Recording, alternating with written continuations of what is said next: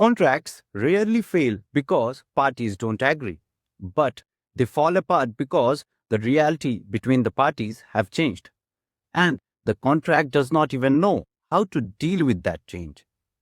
Most disputes between the parties in a contract do not begin with fraud or bad faith. They begin with ordinary situations that the drafting never planned for. So, if you want to draft better, you first have to understand how contracts actually start breaking down. When dispute begins, they usually don't look dramatic. They start quietly, like a payment gets delayed, a delivery partly done, an email asking for clarification, and the reply of that never comes. Nothing looks like a legal fight yet, right? But let me tell you, something has shifted. The real problem at this stage is not that the parties disagree to a point, but it is that the contract does not tell them what is supposed to happen next. This is the moment where weak drafting begins to show. Across industries and contracts, disputes tend to grow out of the same kind of pressure points. Very often, it begins with payment. Money is delayed, deductions are made, invoices are questioned, and the contract does not clearly explain how these situations should be handled. Sometimes it starts with scope. One side believes certain work was included, while the other side believes it was not. And there is nothing in writing that resolves the gap between those expectations. In other cases, it is about time. Deadlines slip, extensions are assumed, but the contract never clearly states what delay means and what follows from it. Termination is another common flashpoint. Who can terminate? For what reason?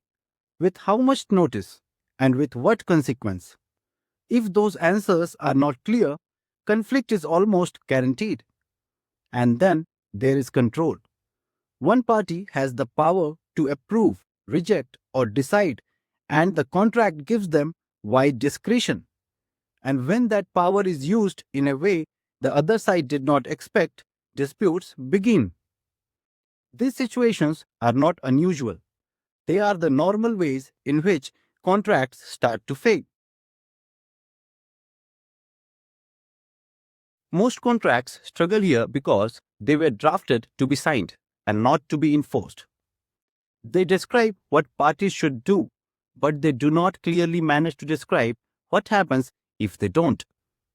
They express intentions, but they do not control the consequences. So, when a dispute reaches enforcement, the key question is not about what the parties have hoped for at the time of signing the contract. Instead, the key question is, at that time, what the contract has provided for that situation. And if the contract is silent, unclear, and internally inconsistent, then the drafter has already lost the control over how the outcome will be shaped. Many people think that drafting is about choosing the right words. It isn't, because drafting begins before any words are chosen, with the enforcement in mind. So, before you write a clause, you should be able to answer these few simple questions. Like, if the obligation is not met, what happens? Who decides that a breach has occurred? What remedy follows that breach? And is that remedy automatic or someone has discretion? Once these few simple questions are clear, only then the language starts to matter. And without this kind of thinking, even perfectly drafted clauses can fade. The role of a drafter is not to make a contract look balanced or elegant. The role is to make outcomes predictable. A good drafting reduces arguments. It narrows down the scope of disputes, and it limits how much room there is for conflicting interpretations. Bad drafting does the opposite. It pushes disputes into the future and then leaves it there for the courts or arbitrators to decide or to resolve. This is not neutrality. This is just simply giving up the control. This lesson leaves us with a simple way of looking at disputes. Disputes rarely reveal dishonesty. They reveal design flaws because a contract is never tested when things are going smoothly. It is always tested when things slip, stall, or change. And drafting, at its core, it's not about elegance. It is about control. Once you start looking at contracts this way, one thing becomes clear. Not every clause in a contract matters equally.